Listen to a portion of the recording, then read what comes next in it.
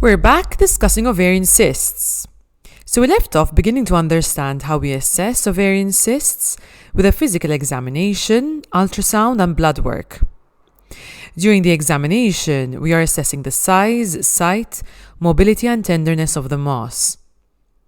An ultrasound is a very important tool when assessing ovarian cysts, as it starts to give us an idea as to what type of cyst we are dealing with. Is it a benign or a malignant cyst? And here we refer to the IOTA rules to help us. So first we are looking at the B rules.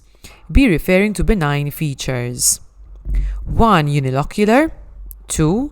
Presence of solid components less than 7 mm. 3. Acoustic shadows.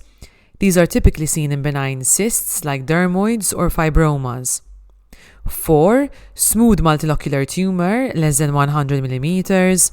5. No blood flow.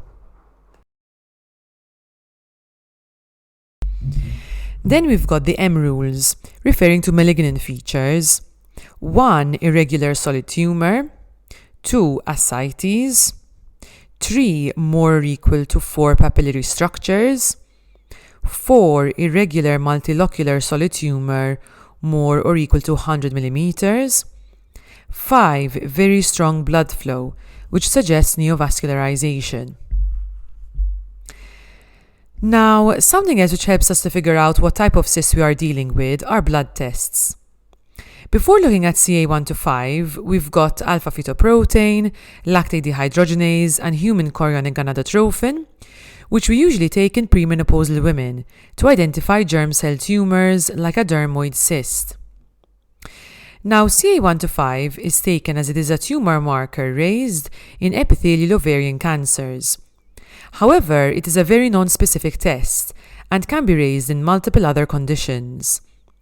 A little note here, so CA1 to 5 is a glycoprotein produced by coelomic epithelial cells.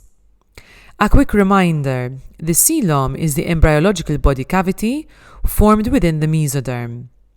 Therefore, CA1 to 5 is produced not only from ovarian epithelium, but also from other body cavities like the peritoneum, pleura, pericardium, endometrium, and fallopian tubes.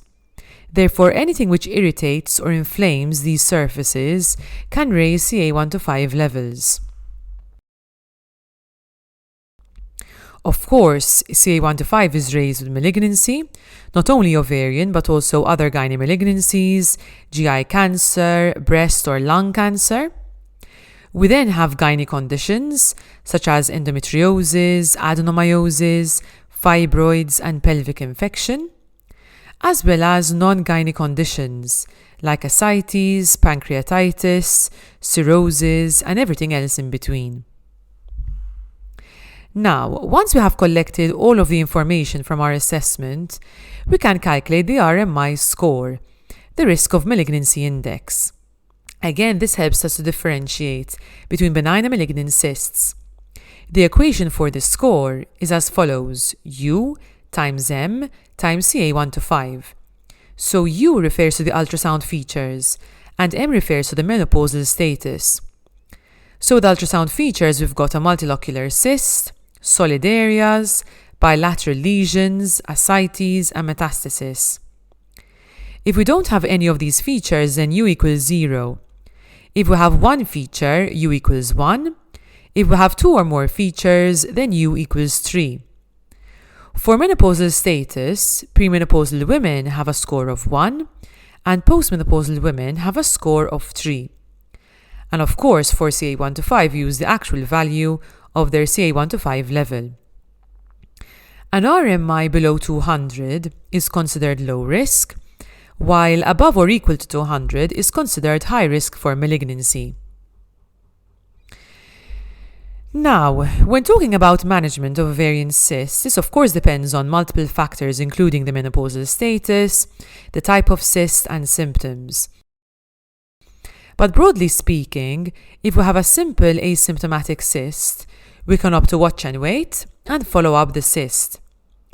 If we have a symptomatic or complex but still benign cyst, we can consider surgery, which can involve an ovarian cystectomy, removing the cyst only, a salpingo-oophorectomy, removing the ovarian tube, or a cyst aspiration, where the fluid within the cyst is removed.